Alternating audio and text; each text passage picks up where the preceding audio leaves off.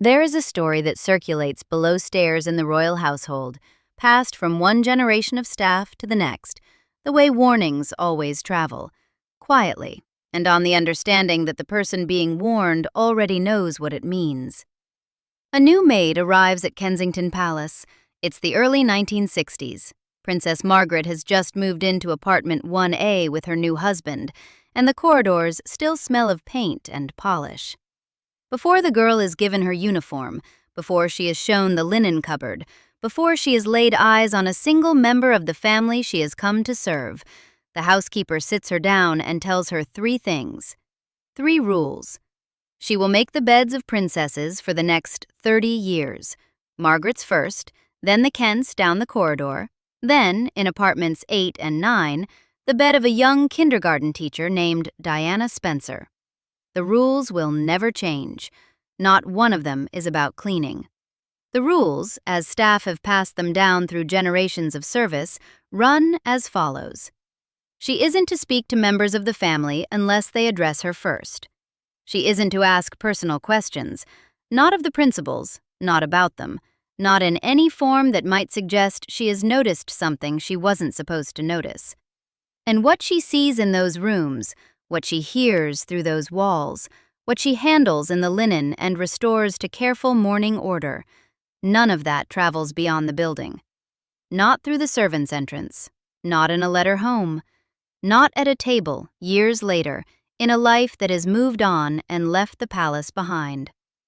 These rules don't appear in any written royal handbook that has been unearthed or published.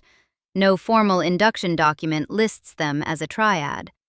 The norms behind them, deference in speech, discretion in conduct, silence about private matters, were the universal expectation of domestic service in upper-class British households from at least the mid-Victorian era onward, and the available historical record supports this with precision. PBS historical accounts of domestic service record the relevant guidance in near-identical form. Never let your voice be heard by the ladies and gentlemen of the house, except when necessary. Never begin to talk to ladies and gentlemen unless it be to deliver a message or ask a necessary question.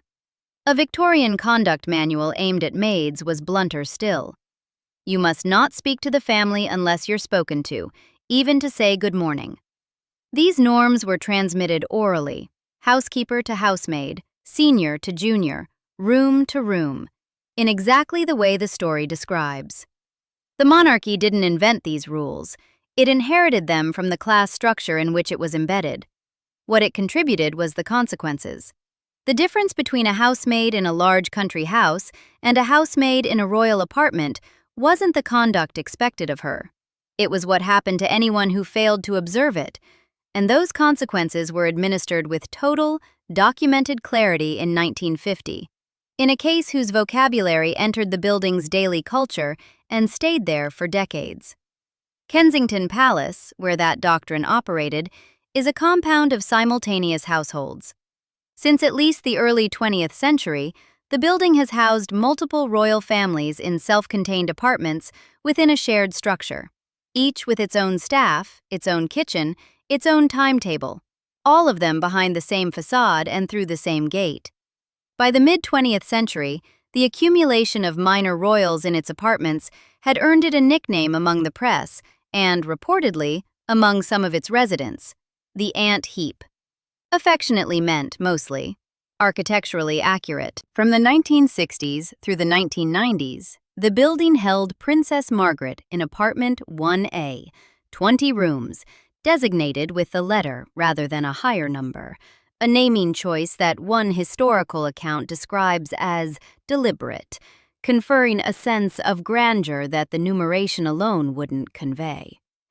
It held the Duke and Duchess of Kent at Wren House, a detached 2-story brick residence on the palace grounds north of the main apartment range, with sash windows, a white picket fence, 5 bedrooms, 5 reception rooms, and views over a walled garden. From 1981, it held the Prince and Princess of Wales in the combined apartments 8 and 9, a 3-story residence created by removing the partition between 2 previously separate units, with staff and security on the lower floor, reception and living rooms in the middle, nursery and additional staff accommodation above. Alongside these, at various points, Princess Alice, Duchess of Gloucester, Prince and Princess Michael of Kent, other members of the extended family in adjacent accommodation. Technically neighbors, none of them privy to each other's interiors, unless they chose to be. A former courtier, recorded in Tom Quinn's survey of the palace's internal life, described the dynamics plainly. Because none of the royal residents were, in reality, as important as members of the immediate family, they were forever squabbling over precedence. But they hated the idea that anyone outside the palace would find out about this. The people outside who could find out were the staff. The people inside who observed it daily were the staff. The doctrine extended its coverage in both directions. The below-stairs geography mirrored the segmentation above it. The housekeeper for any given apartment controlled her domain, the keys, the linen, the schedule, the conduct of the maids under her. She didn't cross into the next household uninvited, and neither did her maids. A new girl was employed by a specific household for a specific principal, reporting to a specific housekeeper. The hierarchy she entered was precisely ordered. At the top of the female staff, the housekeeper. Below her, the lady's maid, personal attendant to the mistress, whose social standing in the building reflected her proximity to the principal, and whose material compensation included cast-off clothing. Below that, the housemaids, descending by seniority, each with assigned rooms. At the bottom, the scullery maid. Each grade had its territory. Each had a ceiling on where it was permitted to go. A girl wanting this work in the early 1960s came through employment agencies that specialized in domestic placements for aristocratic households. Agencies familiar with the reference requirements that palace service demanded.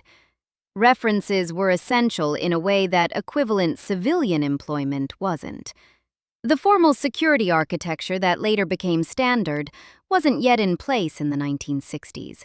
A 2004 Guardian report confirmed that only from that year were royal staff to be subject to MI5 checks, with applicants' finances, bank statements, mortgages, credit ratings, reviewed as part of hiring. In the 1960s, the equivalent was the personal reference, the interview, the impression of trustworthiness conveyed in person and through recommendation. What the palace was purchasing in each new appointment was reliability. In this context, reliability and silence were the same thing. The silence was the condition of arrival, accepted before the uniform was handed over, before the linen cupboard was shown. The maid accepted the terms before she accepted the job. This isn't coercion in any crude sense. It's something more durable and more insidious. A freely entered agreement with a deeply unequal counterparty, dressed in the language of professional discretion, sustained by a precedent that made the consequences of deviation specific and total. Apartment 1A was renovated to Margaret and Armstrong Jones's specifications before they moved in properly in 1960. They had spent the interim in the smaller apartment 10, which Margaret reportedly called the doll's house, a designation that conveyed her assessment of temporary arrangements with commendable precision. Architectural historians at historic royal palaces have documented that the housekeeper's stair serving the apartment had been in continuous use since the Duke of Kent's occupancy in the early 19th century. That stair continued in daily use through the full span of Margaret's residence, from 1960 until her death on 9 February 2002. 42 years. One stair. Whoever climbed it saw what they saw. By the account of Anne Glenconner, who was appointed extra lady-in-waiting to Princess Margaret in 1971 and served until Margaret's death, the household of apartment 1A comprised a chauffeur, a butler, a chef, a scullery maid, and 2 daily maids. The 2 daily maids, in Glenconnor's telling, spent a great deal of their time clearing and replacing ashtrays. Margaret was a heavy chain smoker throughout her adult life. The management of that habit was a recurring, daily feature of the domestic labor those 2 women performed. Not occasional, not incidental, but structural, built into the working schedule itself. Glenconnor's 2019 memoir, Lady in Waiting, is a deliberately protective document. She wrote it, she explained in Guardian interviews, because she was fed up with people writing such horrible things about Princess Margaret. She called Craig Brown's 2017 biography, Ma'am Darling, that horrible book, and said she didn't know why people want to rot her like that. The context matters for reading Glenconnor as a source. She is affectionate, intentional, and transparent about her purposes. The details she offers about the household are presented without critical framing, which makes them, structurally, more useful rather than less. What Glenconnor records as unremarkable is often the most revealing record available. 2 daily maids employed substantially to manage one person's ashtray output, documented without comment. 2 women, every day, clearing the physical residue of a habit they had no standing to discuss, acknowledge, or modify. The rule held in the action as it held in the silence around it. The ash was replaced. Nothing was said. Tom Quinn compiled staff testimony in Yes, Ma'am, The Secret Life of Royal Servants, through direct interviews with former palace employees. By the account of one anonymous Kensington Palace maid who served in the household in the 1950s, a single source, not independently verified, but consistent with the documented material surrounding it, she was specifically instructed not to make eye contact with Princess Margaret. When passing the princess in a corridor, she was to step aside, look down, and wait. She wasn't to speak unless spoken to first. On one occasion, when an unspecified mistake had reduced the girl to tears, Margaret reportedly said, "Don't mind, I'm just a bad-tempered old devil." Self-recognition that changed nothing in the formal arrangement of their working relationship and was presumably recorded in no official household document. Quinn's additional testimony produced further texture about the domestic atmosphere. Margaret would check the surface of her television set when returning home.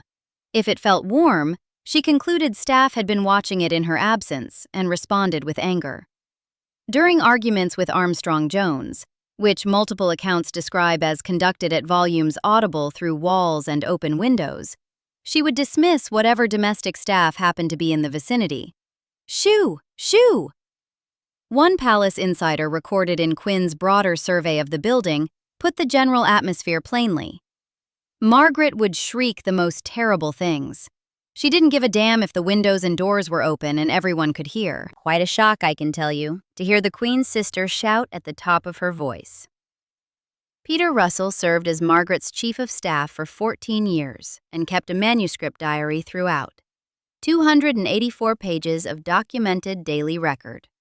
He appeared in the 1987 documentary, Royal Servants, Behind Closed Doors, and summarized the working relationship between Margaret and her domestic staff in a single image. She treated people, he said, like human ashtrays. That phrase has circulated in every subsequent biography. It sits precisely over the work of those 2 daily maids and their daily clearing of the ashtrays, which Glenconnor documented without recognizing what she was documenting. Russell's diary, later drawn upon by Craig Brown for Ma'am Darling, recorded the specific date of the first incident in which Margaret struck a household member, and the date, 1957, when she was 26, of the first incident in which she threw an object at staff. Both incidents were entered with the precision of someone who understood that precision was the only protection available to a witness with no formal standing to object. The Guardian's review of Brown's Ma'am Darling described his method as cubist, 99 acute angles producing a subject visible from each one simultaneously. That method was dictated by the nature of the available material. Most of what was documentable about the interior life of apartment 1A existed in exactly this form: fragmentary, oral in origin, dispersed across the published record only after those with authority to suppress it had diminished or died.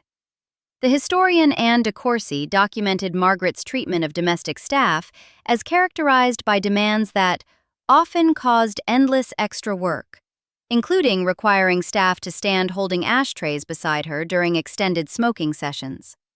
The same room, the same habit, documented across 3 independent sources, none of which coordinated with the others.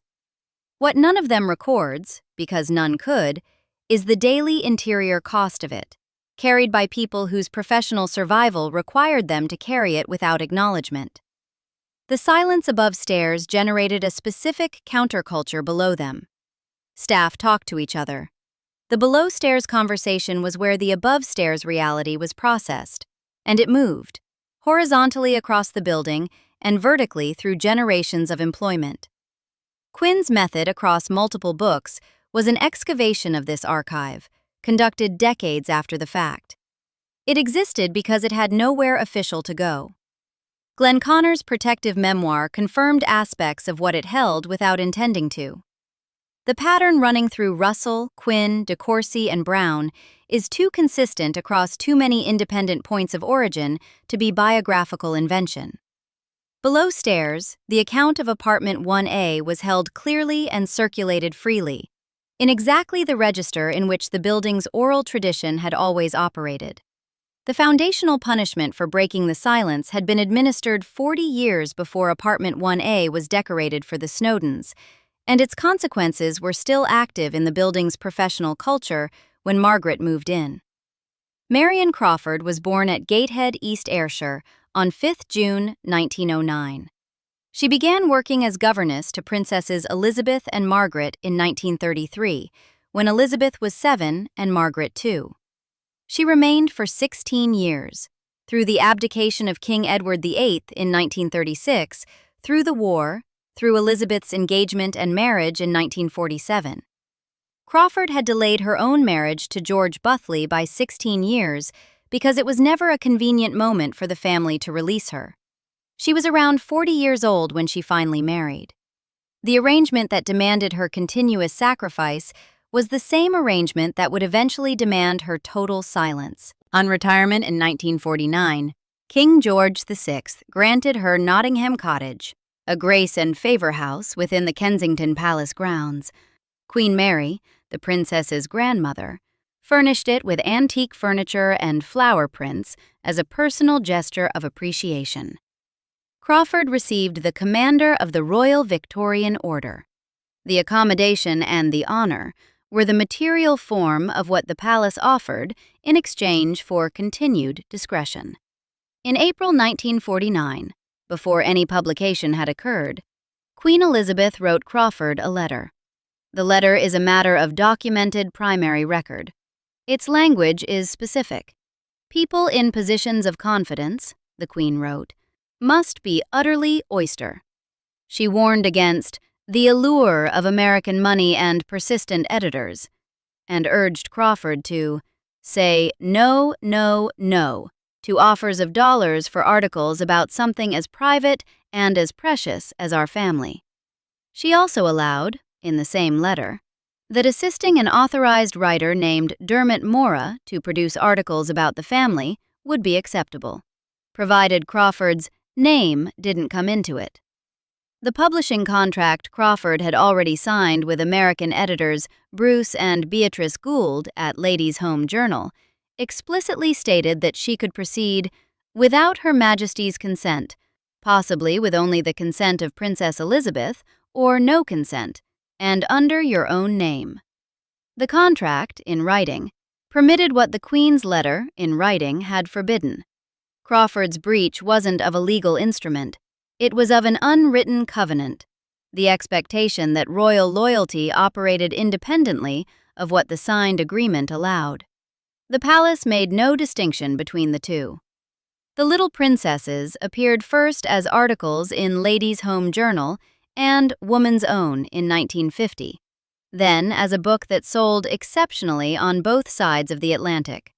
A contemporary Time review found only 2 moments of rashness in the entire work, a suggestion that the royal family had not fully approved of Wallis Simpson, and a mention of Queen Victoria's bedroom china marked VR. The book was affectionate, careful, and largely admiring. Later research indicates the Goulds had substantially altered Crawford's manuscript, inserting incidents, placing words in mouths, without her full knowledge. What was published wasn't entirely what Crawford had written. The Queen didn't know this.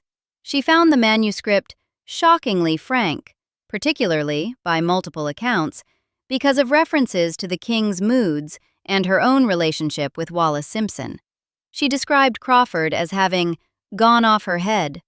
Princess Margaret said she snaked or sneaked. The punishment required no legal apparatus. No court order, no formal eviction notice. What followed was social and practical removal. The royal family severed all contact. No member of the family ever spoke to Crawford again. She left Nottingham Cottage in autumn 1950 and returned to Scotland. She bought a house in Aberdeen, 200 yards from the road the royal family used to travel to Balmoral. They drove past every year. They never stopped. Her husband died in 1977. She descended into depression. She died in Hawk Hill House Nursing Home, Aberdeen, on 11 February 1988, aged 78. Neither Queen Elizabeth II nor Princess Margaret sent a wreath to the funeral. Her royal household pension was paid until the final mourning. Silence purchased, as an institutional matter, to the end. Her case became vocabulary. Servants who exploited royal confidence for money were said to be doing a Crawfie. History.com records her as the first servant in the royal household ever to cash in on royal secrets. Metro, in 2023, called her the first royal employee ever to break the vow of silence. Both characterizations are imprecise. The book wasn't hostile. The contract had permitted it. The punishment vastly outweighed anything in the text. But they accurately describe how the palace registered the breach. The distinction between content and act was irrelevant to the institution. She had spoken. She was gone. The vocabulary entered the building alongside the 3 rules.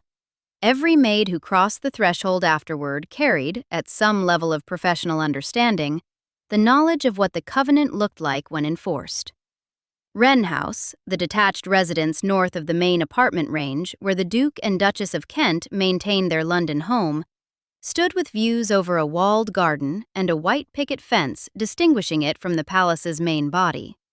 Edward, Duke of Kent, born in 1935, is a first cousin of Queen Elizabeth II. Catherine, the Duchess, born in 1933, converted to Catholicism in 1994. A public act of personal faith that attracted attention precisely because so little else about her daily life at Kensington had ever been publicly examined. No Peter Russell kept a 14-year diary about the Kent household. No Craig Brown assembled 99 glimpses. No below-stairs testimony comparing the domestic experience of Wren House with that of Apartment 1A has circulated in the published record. That absence is evidence of something. The silence doctrine does not produce uniform archives. It produces archives calibrated to commercial demand, to the size of the market for what each witness holds. The Kent household generated less demand. Its silence was therefore more complete, in the published record, than Margaret's. The doctrine wasn't written by personality. A former courtier's observation, recorded by Quinn, established the principle clearly. The palace residents hated the idea that anyone outside the palace would find out about their internal squabbles. The people who could find out were the staff. The housekeeper who sat a new girl down in Wren House told her the same 3 things the housekeeper told her in Apartment 1A. The differences between the 2 principles weren't visible in the rules that governed the women who served them. Within the compound's shared geography, the domestic staff carried a structural knowledge of the building that no single principal possessed.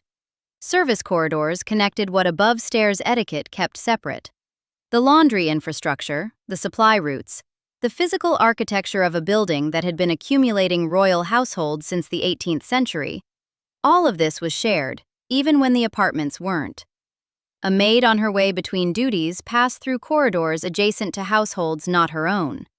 Across the network of staff who moved through those passages over years of employment, the building knew itself, fragmentarily, orally, under the standing instruction never to say so.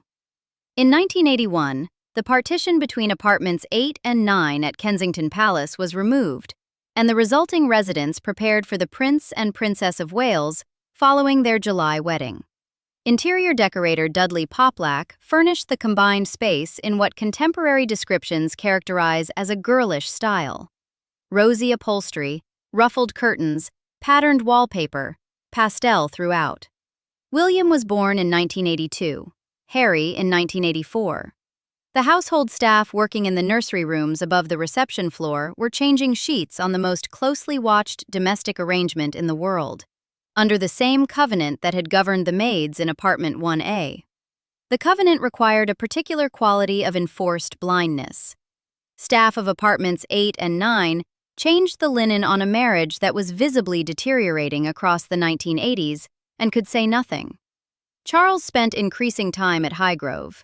Diana spent increasing time at Kensington Palace. The social circles, the timetables, the domestic rhythms of the household diverged in patterns that the staff who serviced it daily could observe clearly and could acknowledge nowhere.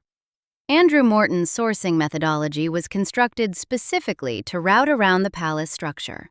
Diana recorded answers to his questions privately, in her sitting room at Kensington Palace, using James Colthurst, a former cavalry officer who knew both parties, as the physical intermediary. Colthurst cycled questions to the palace and returned with tapes of Diana's answers. The operation ran inside the building the housemaids serviced. A staff member could observe Colthurst's visits without knowing what they constituted. They couldn't comment on what they noticed.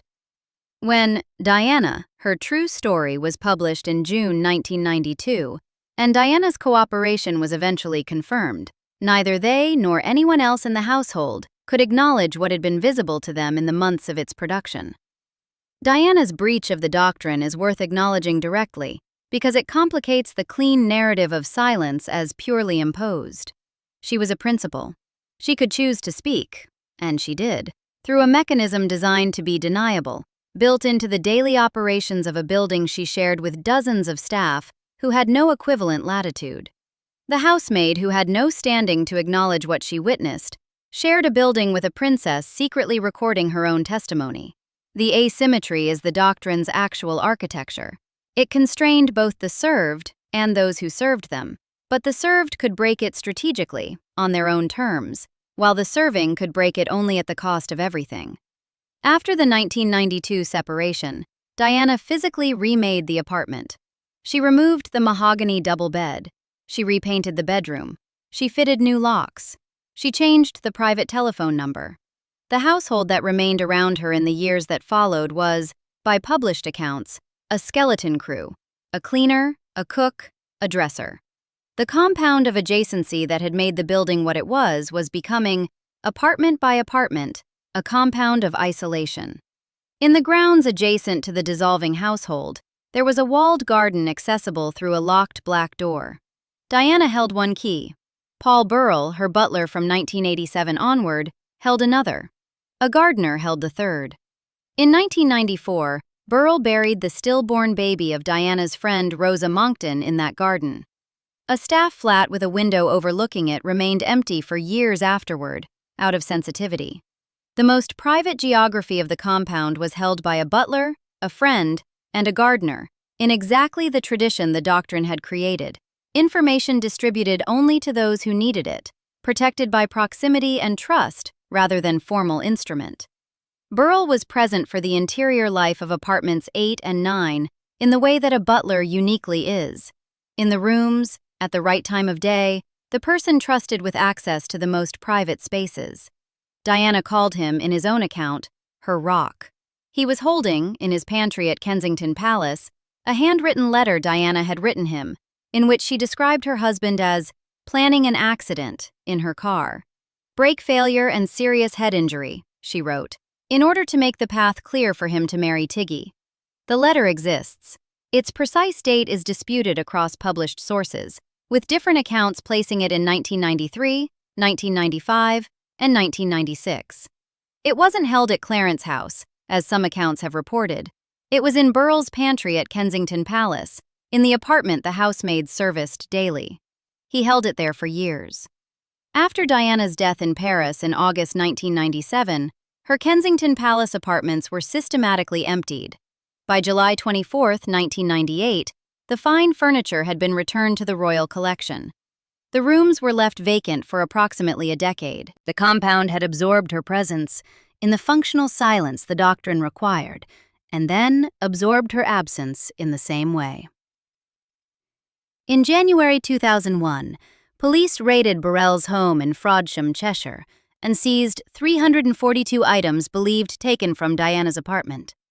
He was charged with 3 counts of theft under the Theft Act, 1968. The trial opened at the Old Bailey in October 2002. All charges related to items removed from Kensington Palace on or before 30 June 1998. On October 25, 2002, while traveling to the Bali memorial service, Queen Elizabeth recalled a private meeting she had granted Burrell in December 1997, approximately 90 minutes at Burrell's request, during which he had told her he was holding some of Diana's papers for safekeeping. She had taken no action at the time. Her private secretary was informed on October 25th. Prosecutors were notified that the trial had been proceeding on a false premise. On November 1, 2002, the prosecution offered no further evidence. Mrs. Justice Rafferty directed not guilty verdicts on all counts. Burrell reportedly thanked the Queen. In 2003, Burrell published A Royal Duty. It contained Diana's handwritten note about the planned accident, private letters not previously disclosed, and details about the household's interior life that the doctrine required to remain there permanently. William and Harry, via Clarence House, described it as a cold and overt betrayal that would have mortified their mother. Burrell acknowledged having copied Diana's private letters without her consent and sent copies to the United States. The trial's collapse had not been a vindication of the loyal servant. The Crown prosecution had been initiated by the same institution whose head then recalled the conversation that ended it. The institutional apparatus had overridden itself. When Burrell published the book, he did what the doctrine had always punished. He spoke what the building had seen. The vocabulary for it was 53 years old by that point. The name for it had been coined by Princess Margaret herself, who had once used the word sneaked to describe Marion Crawford. Margaret died on 9 February 2002, 8 months before the trial collapsed. She didn't see the next iteration of the doctrine she had been formed by. The formal architecture of the silence obligation evolved slowly across the decades this story covers. In the 1940s and 1950s, the doctrine operated through social consequence, ostracism, the withdrawal of accommodation, the professional erasure that Crawford experienced. No legal instrument was required. The moral vocabulary was the enforcement mechanism. Queen Elizabeth's 1949 letter to Crawford established in writing precisely what the covenant demanded, utterly oyster, and demonstrated in practice what violation cost. That demonstration passed into the building's oral tradition as effectively as any written policy could have. By the 1990s, the tabloid economy had introduced a competing force of a different kind. The market for royal proximity had grown large enough to place genuine cash offers at the servant's door, not simply for scandal, but for texture, detail, the accumulated observation of years of close domestic work. Staff who knew which room Diana used first thing in the morning, what she ate, which visitors arrived at which hour. This information had market value that would have been incomprehensible in 1950. The Covenant was now competing against a commercial incentive calibrated specifically to the kind of knowledge the Covenant created. The palace responded with escalating formal measures. A 2004 Guardian report confirmed that from that year, royal staff would be subject to MI5 vetting, with financial backgrounds, bank statements, mortgages, credit ratings, reviewed as a standard component of hiring. Modern royal household employment contracts include confidentiality clauses binding on employees after departure, covering private information about the family, its movements, habits, private correspondence, as well as household operations and security arrangements. Employees commit, in writing, not to discuss what they have witnessed, even with family and close friends. The expectation Queen Elizabeth had articulated in a handwritten letter in April 1949, utterly oyster, had been transcribed, across 50 years, into enforceable contract. The moral had become legal. The unwritten covenant had acquired written form. What persisted beneath the legal architecture was the moral one, and this is the aspect of the doctrine that the legal instrument alone can't explain. Staff who refused the tabloid money in the 1990s didn't all do so because they feared prosecution. The doctrine had been framed, consistently, as a virtue, professional excellence, institutional trustworthiness, the highest expression of loyal service. Framing silence as a moral virtue rather than merely a legal obligation was the palace's deepest operating logic, and it was absorbed. Crawford had believed in the covenant sincerely. That sincerity was inseparable from her devastation when the punishment arrived. She had served, in her own understanding, with total fidelity for 16 years. The rules she had accepted were operating exactly as designed. The covenant she had honored turned out to be honored only in one direction. The silence doctrine wasn't uniquely a staff rule. It ran to the top of the institution and was observed there with identical logic.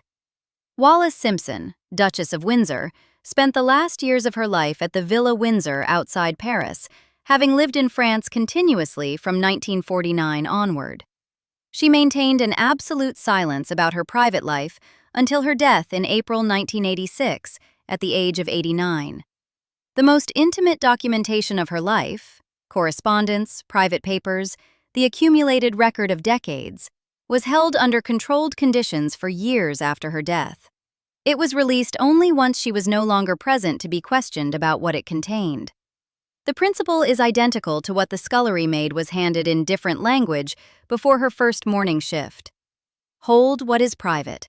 Release nothing while you can still be held accountable for the consequences. The Duchess and the housemaid lived under the same institutional logic because the institution possessed only one. Framing silence as the royal house's moral teaching, as virtue rather than merely legal obligation, accurately describes how the palace actually operated its doctrine. The women who cleaned the rooms were formed in this virtue through the oral transmission of the rules, through the cautionary example of Crawford, through the professional culture in which silence was the proof of trustworthiness and speech was the proof of its absence. The doctrine shaped who they understood themselves to be in relation to the institution they served. What the doctrine couldn't do, and what the palace failed to reckon with in each generation, was confiscate the memories. It purchased the speech. The memories stayed. Peter Russell's 14-year diary, 284 pages of documented daily record, survived. The anonymous maid's account of the corridor and the averted gaze survived, held for decades until Quinn assembled it in his interviews. The testimony distributed across Brown's 99 sources survived, in published diaries, in contemporary memoirs, in accounts like Angela Huth's memory of house parties at apartment 1A, where Margaret sang, Huth recalled, until 7 in the morning. Then we all had bacon and eggs.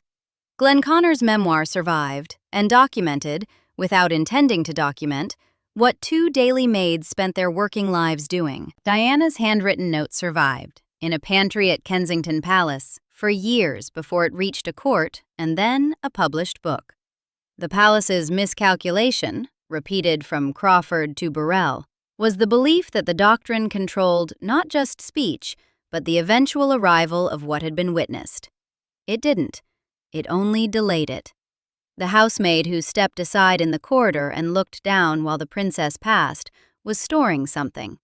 The maid who cleared the ashtray without comment was storing something.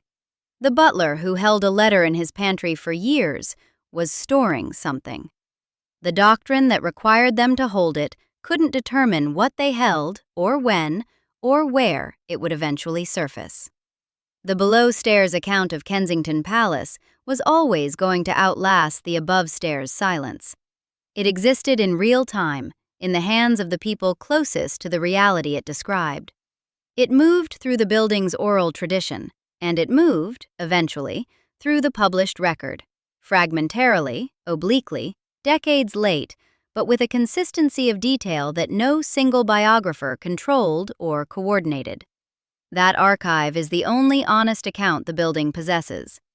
Somewhere tonight, in a staff corridor at Kensington Palace, a housekeeper is sitting a new girl down. The paint has changed. The princesses have changed. The rules haven't. She will be told 3 things before she is shown the linen cupboard, and not one of them will be about cleaning. She will make the beds, she won't speak first, and in 30 years, if we are lucky, she will begin a sentence the way every honest account of that building begins. There is a story that circulates below stairs. It has always been the only history the palace never wrote down, and the only one it could never confiscate.